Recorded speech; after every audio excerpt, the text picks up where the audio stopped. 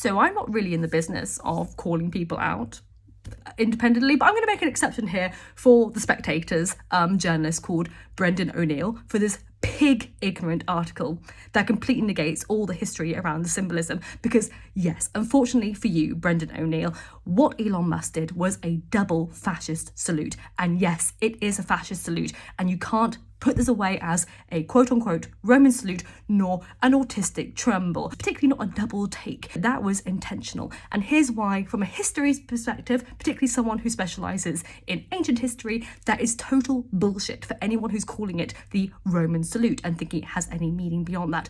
Because let's talk about the history, okay? So the Roman salute, as it's known, was first pictured as a straight arm salute in the late 1800s paintings. There is absolutely no ancient origins of this salute. There are statues with Roman emperors tending to hold their arm up, but certainly not in the very much straight-armed fascist angled salute.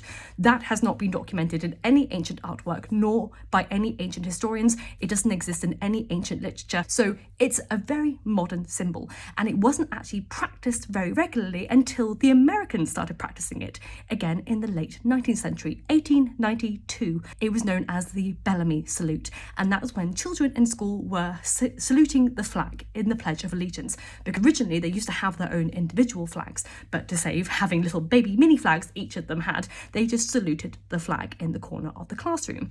Now, this practice continued in America until 1942, when America joined World War II, and they realised that this symbol looked really freaking bad, because in the 1930s and the 1940s, Italian fascists and German fascists and the Nazis had co-opted this symbol entirely for themselves, and that included a hand chest and then saluting their hand upwards in that gesture.